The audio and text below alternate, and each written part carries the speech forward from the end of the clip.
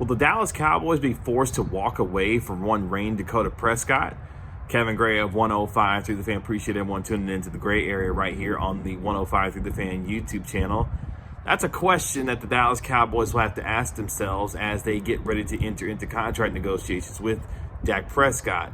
Dak Prescott, of course, played on the $31.4 million franchise tag this past season. And if the Cowboys tag him again, it will be nearly $38 million.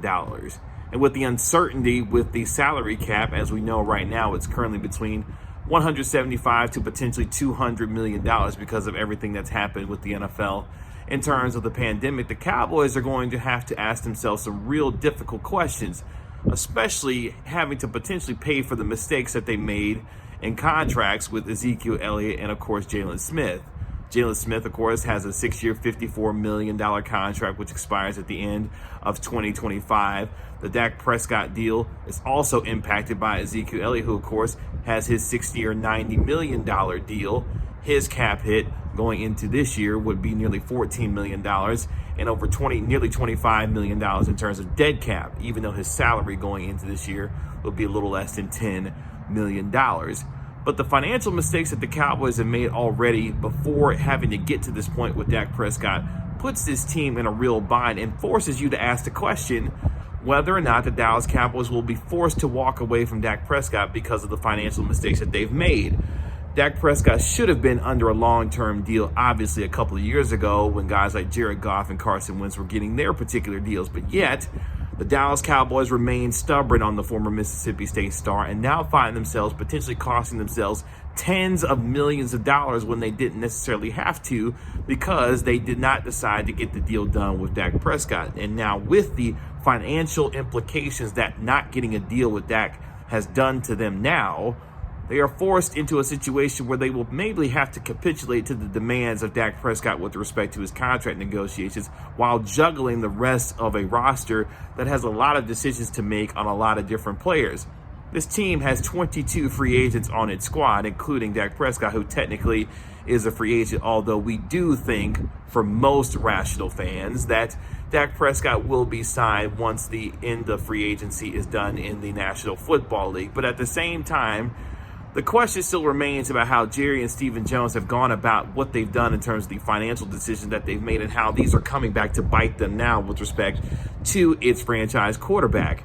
If this team had handled its business a couple of years ago, we wouldn't be talking about a situation where they would have to play financial juggling with the contracts of guys like Ezekiel Elliott or Jaylon Smith or others to try and fit Dak Prescott's contract under the salary cap. Because look, the question that the Cowboys will have to try and get Dak Prescott to answer is what kind of contract will it take for him to walk away from essentially a 3-year, $120 million contract? You think about the franchise tag that he took this year at $31.4 million, the near $38 million franchise tag that he will probably get tagged under if the Cowboys don't get a long-term deal done.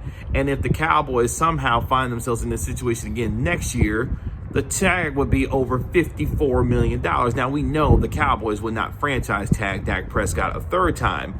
But what the Cowboys have put themselves in a position to deal with now is a player who potentially could go the Kirk Cousins route. Continue to play under franchise tags and then potentially cash in free agency once the Cowboys decide whether or not to either give him a long-term deal or he decides to test the free agency waters, especially when there are a lot of teams that need quarterbacks. Even in this year's cycle of free agency, there are plenty of teams that could use one Dak Prescott services, from teams like the Indianapolis Colts to the Chicago Bears. Any number of teams that you could think of right now, the San Francisco 49ers potentially could use a caliber quarterback such as Dak Prescott. And now the Cowboys, with the financial decisions that they have to make in terms of their secondary, whether or not to bring back guys like Cheeto Awuzie, Jordan Lewis, Xavier Woods, and others, obviously the decisions that they will have to make with Jaylon Smith, whether or not to keep him or cut him because of the lack of talent progression that we've seen from him over the last couple of years, and what that has done now to the decision making that the Cowboys will have to make.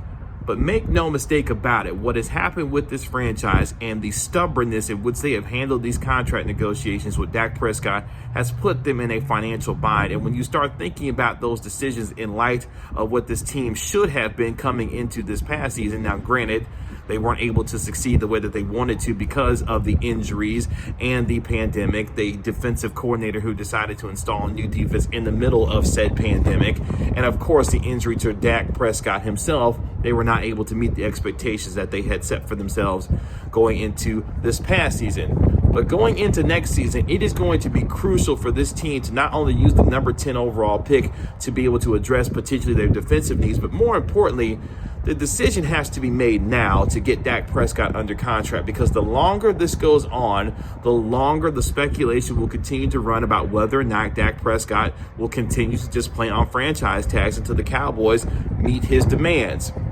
We remember from a season ago what stood in the way between these two sides as far as negotiations were concerned. Dak Prescott wanted a 5-year deal, or wanted a 4-year deal. Meanwhile, the Dallas Cowboys wanted a 5-year deal. And with the NFL in the midst of negotiating $100 billion worth of contracts as far as TV deals are concerned, these players, including Dak Prescott, understand that an opportunity to have another bite at the financial apple is prudent for them, especially in these times where finances are uncertain given what has happened to the finances of the NFL due to the pandemic. So if you're Dak Prescott, you're looking around at the situation where you know one way or another you're going to get at minimum of $38 million going into this upcoming season. But the financial mistakes that the Cowboys have made by overpaying for a Jaylon Smith, taking an opportunity to pay Ezekiel Elliott when they didn't necessarily have to, now they find themselves making decisions based on mistakes that they have made previously. And the biggest mistake that they made was not getting this quarterback signed a couple of years ago when it would have been more financially prudent for them to do so.